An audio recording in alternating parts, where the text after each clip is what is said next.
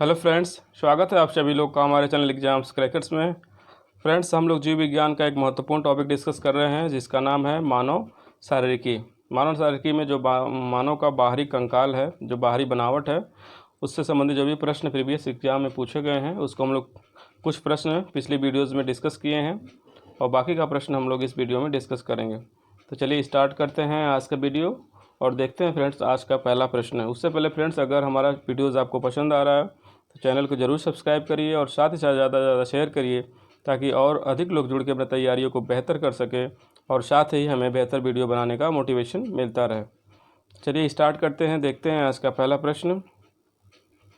आज का पहला प्रश्न है मानव शरीर का तापक्रम। मानव शरीर के तापक्रम से संबंधित सवाल है। पहला ऑप्शन इसमें दिया है गर्मियों में बढ़ जाता है, दूसरा है जाड़ों में घट जाता है, तीसरा ऑप्शन है न ही जाड़ों में घटता है और न ही गर्मियों में बढ़ता है, चौथा ऑप्शन है जाड़ों में बढ़ जाता है।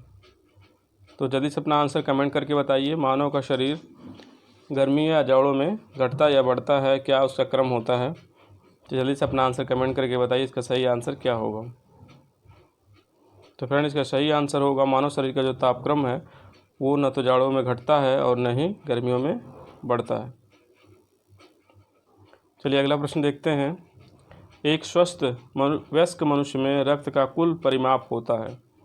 ठीक है फ्रेंड्स, कुल जो वॉल्यूम होता है रक्त का वो कितना होता है बॉडी में?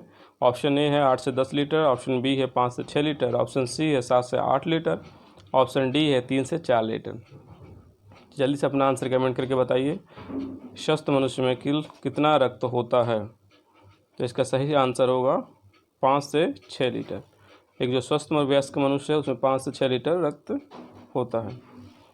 अगला प्रश्न देखते हैं। मानव कलाई में नाड़ी स्पंदन करती है।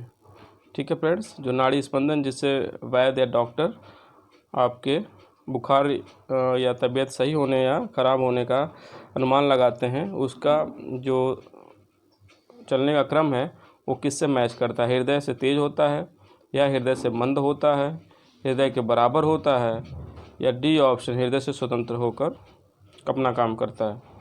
तो फ्रेंड, इसका सही जो आंसर होगा, जो नाड़ी होता है, जो स्नायु तंत्र होता है, उसका स्पंदन हृदय के बराबर होता है। ठीक है, जो हृदय का धड़कन होता है उसी के रेट के हिसाब से जो नाड़ी स्पंदन का कार्य होता है सेम होता है। अगला देखते हैं, हृदय कब आराम करता है? आपको बताना है हृदय जो होता है वो कभी रुकता भी है, कभी आराम करता भी है या नहीं। आपके पास ऑप्शन है सोते समय, दूसरा ऑप्शन है कभी नहीं, ऑप्शन सी है दो धड़कनों के बीच, ऑप्शन डी है बीमारी के समय। ठीक है, इसका सही आंसर क्या होगा? जल्दी से कमेंट करके बताएं, हृदय कब आराम करता है? तो इसका सही आंसर होगा फ्रेंड, हृदय जब आराम करता है दो धड़कनों के बीच। ठीक है, दो बीट्स के बीच में जो स्लीपिंग मोमेंट्स होता है उसी को स्लीपिंग मोमेंट्स कहते हैं, स्लीपी स्टोलेंट कहते हैं, जो जिसमें हृदय का आराम भी कहते हैं। चलिए अगला देखते हैं। मस्तिष्क जिम्मेदार होता है, आपके पास ऑप्शंस हैं सोचने के लिए, हृदय गति नियंत्रण के लिए, शरीर के संतुलन के लिए, उपर्युक्त तीनों के लिए। तो जल्दी से अपना आंसर कमेंट करके बताइए, मस्तिष्क किस कार्य के लिए जिम्मेदार होता है जो ऑप्शंस में दिए गए हैं? तो इसका जो सही आंसर होगा, मस्तिष्क जिम्मेदार होता है वो होता है उपर्युक्त तीनों के लिए, सोचने के लिए, हृदय की गति का नियंत्रण भी मस्तिष्क का पार्ट ही करता है और शरीर का संतुलन भी मस्तिष्क रखता है। तो उपर्युक्त तीनों विकल्प सही हैं। अगला प्रश्न देखते हैं। प्रतिवर्ती क्रियाओं का नियंत्रण केंद्र कहाँ पे है? जो रिफ्लेक्टिव रिएक्शंस होते हैं उनका नियंत्रण केंद्र कहाँ पे है? ऑप्शन है प्रमस्तिष्क, दूसरा ऑप्शन है अनुमस्तिष्क, तीसरा ऑप्शन है कशेरुक रज्जु, चौथा ऑप्शन है तंत्रिका कोशिका। जल्दी से अपना आंसर कमेंट करके बताइए, प्रतिवर्ती जो क्रियाएं होती है उनका नियंत्रण केंद्र किस भाग में होता है बॉडी के? जल्दी से अपना आंसर कमेंट करके बताइए, इसका सही आंसर क्या होगा? तो इसका सही आंसर होगा फ्रेंड कशेरुक रज्जु या मेरु रज्जु भी इसे कहते हैं, या इंग्लिश में स्पाइनल कॉर्ड भी कहते हैं। स्पाइनल कॉर्ड के थ्रू ही जो प्रवर्ती क्रियाओं का नियंत्रण केंद्र है इसी के थ्रू होता है, और साथ ही जो उद्दीपन होते हैं उनका ये संवहन ले जाने का काम, जो भी रिएक्शंस होते हैं वो भी कशेरुक रज्जु से ही होता है, मेरु रज्जु से ही होता है। अगला प्रश्न देखते हैं। मनुष्य के जीवन काल में कितने दांत 2 बार विकसित होते हैं? ठीक है फ्रेंड्स, जल्दी से अपना आंसर कमेंट करके बताइए। जो मस्तिष्क से 4 टाइप के दांत होते हैं उनमें से कुल कितने दांत ऐसे होते हैं जिनका विकास 2 बार होता है? तो आपके पास ऑप्शन है, ऑप्शन ए 25, दूसरा ऑप्शन है 4, तीसरा ऑप्शन है 12, चौथा ऑप्शन है 20। तो जल्दी से अपना आंसर कमेंट करिए, इसका सही आंसर क्या होगा।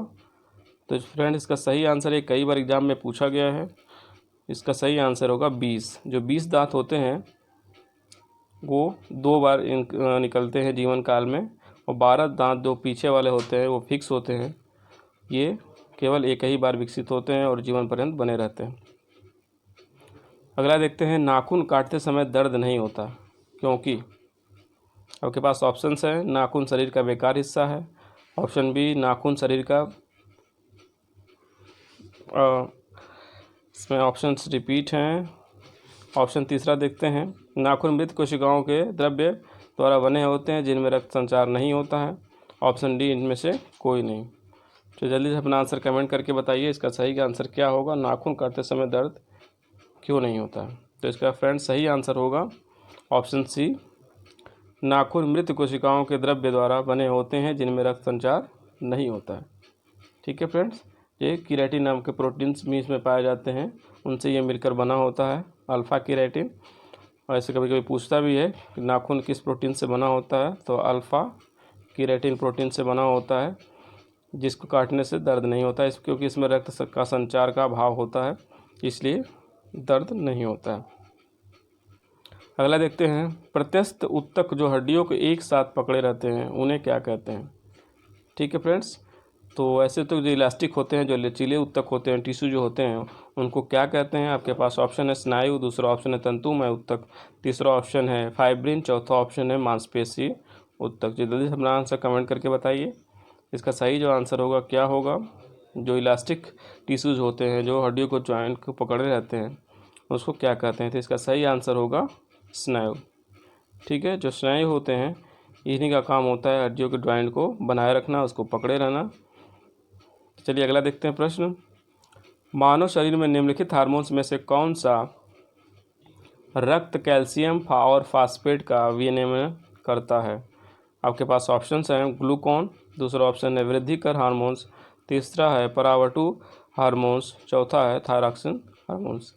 जल्दी से अपना कमेंट करके इसका आंसर बताइए, मानव बॉडी का कौन सा हार्मोन्स होता है जो कैल्शियम और फास्फेट जो हड्डियों के लिए ज़रूरी होता है उसका विनियमन, उसका रेगुलेशन करता है। अगर कम हो जाए तो अधिक स्रावित होने लगता है, अधिक होता है तो कम स्रावण की व्यवस्था बनाए रखता है। तो इसका जो सही आंसर होगा वो होगा परावटु हार्मोन्स।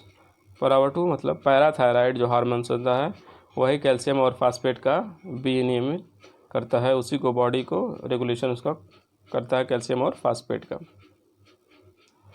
अगला देखते हैं, मानव त्वचा का रंग बनता है।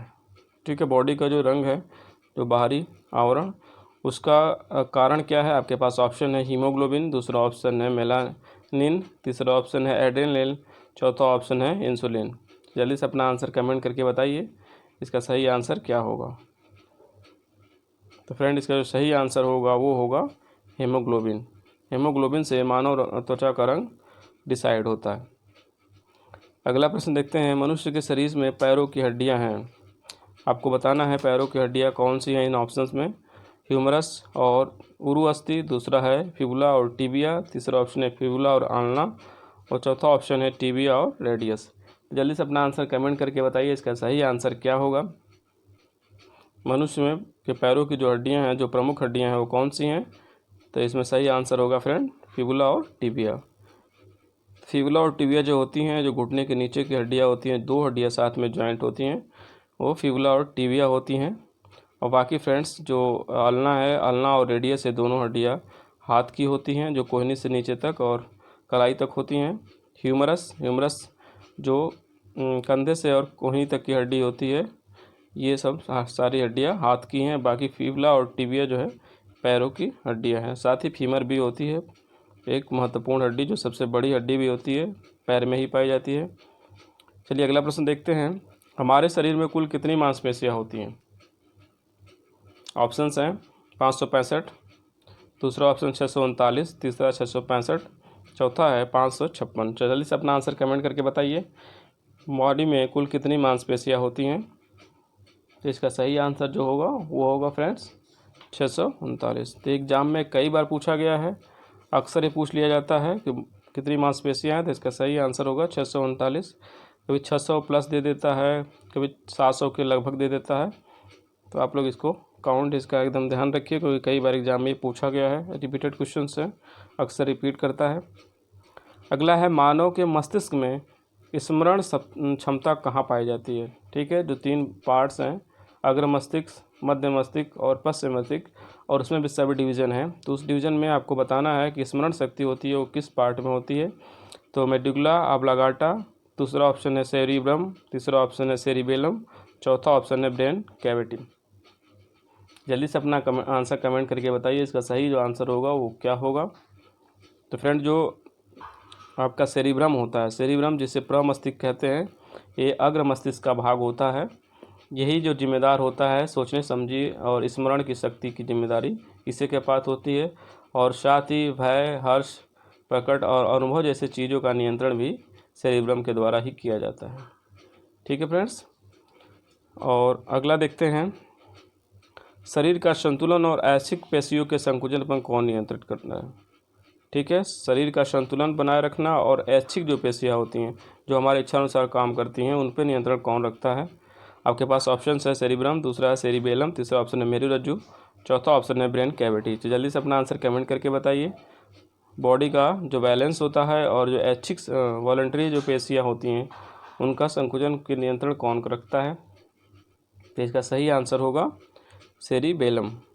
ठीक है फ्रेंड्स, जो सेरिबेलम होता है ये मध्य मस्तिष्क का पार्ट होता है, जो बॉडी का जो संतुलन है और ऐच्छिक मांसपेशियाँ जो होती हैं जो हमारी इच्छा के अनुसार चेंज होती हैं या बदलाव ग्रहण करती हैं, उनका नियंत्रण यहीं से होता है, सेरिबेलम से, जिसे पश्चिम मस्तिष्क भी कहा जाता है। ठीक है फ्रेंड्स, सेरिबेलम ये पश्चिम मस्तिष्क का हिस्सा होता है। इसको हिंदी में अनुमस्तिष्क भी कहा जाता है, सेरिबेलम। चलिए अगला देखते हैं, अनैच्छिक क्रियाओं का नियंत्रण केंद्र कहाँ पे है। अभी हम लोग ऐच्छिक क्रियाओं पे चर्चा कर रहे थे, अनैच्छिक क्रियाओं का नियंत्रण केंद्र कौन सा है। मेरुरज्जु, दूसरा ऑप्शन है सेरिब्रम, तीसरा ऑप्शन है सेरिबेलम, चौथा ऑप्शन है मेडुला ऑब्लांगाटा। जल्दी से अपना आंसर कमेंट करके बताइए, इसका सही आंसर क्या होगा। जो अनैच्छिक क्रियाएँ होती हैं वो उसका नियंत्रण कौन सा पार्ट करता है। तो इसका जो सही आंसर होगा फ्रेंड वो होगा मेडुला ऑब्लांगाटा। ये आंसर जो पश्चिम मस्तिष्क का एक पार्ट होता है मेडुला ऑब्लांगाटा, ये जो है कि अनैच्छिक क्रियाओं का नियंत्रण करता है। ठीक है, साथ ही ये जो श्वास की जो गति होती है, हृदय का स्पंदन होता है, इसको भी ये नियंत्रित करता है, मेडुला ऑब्लांगाटा। तो ये अक्सर फ्रेंड्स सेरिबेलम, मेडुला ऑब्लांगाटा और सेरिब्रम, मेरुरज्जु से संबंधित प्रश्न एग्जाम में बार बार रिपीट होते हैं। तो आप लोग इसको ध्यान से एक बार रिवाइज कर लीजिए। अगला प्रश्न है, लंबे समय तक शारीरिक परिश्रम के कार्य के बाद मांसपेशियों में शिथिलता किस कारण से होती है। ऑप्शंस हैं, ऑक्सीजन की पूर्ति में गिरावट से, दूसरा है ग्लूकोज की कमी से, तीसरा है लैक्टिक अम्ल के एकत्र होने से, मांसपेशियों के तंतुओं में सूक्ष्म टूट फूट होने से। जल्दी से अपना आंसर कमेंट करके बताइए, इसका सही आंसर क्या होगा। जो शारीरिक थकावट होती है काम करने के बाद, उसका कारण क्या होता है। तो उसका कारण होता है फ्रेंड्स लैक्टिक अम्ल जो बॉडी में बनता है उसकी अधिकता हो जाती है, उसका एकत्रीकरण हो जाता है, जिसकी वजह से हमें थकावट का अनुभव होता है। अगला देखते हैं, जीव विज्ञान की दृष्टि से शरीर के सभी प्रकार के उद्दीपनों का ग्रहण किस तंत्र द्वारा किया जाता है। ठीक है फ्रेंड्स, तो उद्दीपनों को लिए जाने का कार्य होता है जो मेरुरज्जु के थ्रू होता है, लेकिन जो ग्रहण होता है किसी भी प्रकार का जो उद्दीपन होता है, जैसे चोट लगना या कांटा का चुभना, इसका ग्रहण कौन करता है सबसे पहले। तो इसका आपके पास ऑप्शन है मस्तिष्क, दूसरा ऑप्शन है तंत्रिका तंत्र, तीसरा है कशेरुक दंड, चौथा ऑप्शन है हृदय। तो जल्दी से अपना आंसर कमेंट करके बताइए, इसका सही आंसर क्या होगा। तो इसका जो सही आंसर होगा, उद्दीपनों का जो ग्रहण करने वाला जो तंत्र होता है वो होता है तंत्रिका तंत्र। ठीक है फ्रेंड्स, तंत्रिका जो नर्वस सिस्टम होता है, ये जो भी उद्दीपन होता है बॉडी में, दर्द या चोट, तो उसका तुरंत ग्रहण करके ये मस्तिष्क के पास भेजता है मेरुरज्जु के थ्रू। तो इसका ऑप्शन जो होगा वो तंत्रिका तंत्र सही हो जाएगा। अगला प्रश्न है, प्यूबिस और एलियम अस्थियाँ कहाँ पाई जाती है। आपके पास है ऑप्शंस, अंश मेखला, दूसरा ऑप्शन है श्रोणि मेखला, तीसरा ऑप्शन है खोपड़ी और चौथा है सीने में। तो जल्दी से अपना आंसर कमेंट करके बताइए। प्यूबिस और एलियम ये 2 हड्डियां हैं, ये कहाँ पाई जाती हैं? तो इसका जो सही आंसर होगा वो होगा श्रोणि मेखला। ठीक है फ्रेंड्स, तो जो हमारे कमर के नीचे का हिस्सा होता है उसे श्रोणि मेखला कहते हैं, और अंश मेखला जो हमारा शोल्डर वाला पोर्शन होता है कंधे का, वो अंश मेखला होता है। तो जो श्रोणि मेखला होता है इसमें 3 एक हड्डियाँ प्रमुख होती हैं जो आपस में कनेक्ट होती हैं। प्यूबिस जो बीच वाली होती है, और एस्चियम होती है जो ऊपर की, और एलियम नीचे की हड्डी होती हैं। ठीक है, तो ये जो है कि श्रोणि मेखला मिल के बनाती हैं जो आपस में कनेक्ट होती हैं। चलिए अगला प्रश्न देखते हैं। मानव मस्तिष्क का औसत भार कितना होता है? आपके पास ऑप्शन है 1400 ग्राम, दूसरा ऑप्शन है 2000 ग्राम, तीसरा ऑप्शन है 1650 ग्राम, और चौथा ऑप्शन है 1200 ग्राम। जल्दी से अपना कमेंट करके बताइए जो मानव मस्तिष्क है उसका औसत भार कितना होता है लगभग। तो इसका सही आंसर होगा फ्रेंड, वो होगा 1400 ग्राम। तो लगभग 1.5 kg के आसपास मनुष्य का जो मस्तिष्क होता है उसका औसत भार होता है। और साथ ही जो इसका औसत आयतन होता है वो होता है 1650 ml। कभी कभी एग्जाम में पूछा है, जो औसत आयतन होता है वो 1650 ml होता है, औसत भार जो होता है वो होता है 1400 ग्राम। तो फ्रेंड्स, आज का वीडियो आपको कैसा लगा कमेंट करके ज़रूर बताइए, और साथ ही साथ चैनल को सब्सक्राइब, शेयर और लाइक ज़रूर करिए। और साथ ही फ्रेंड्स, PDF के लिए हमारे टेलीग्राम चैनल को ज़रूर ज्वाइन करिए, वहाँ पे सारे वीडियोज़ की PDF अवेलेबल हैं। थैंक यू फ्रेंड्स, मिलते हैं नेक्स्ट वीडियो में।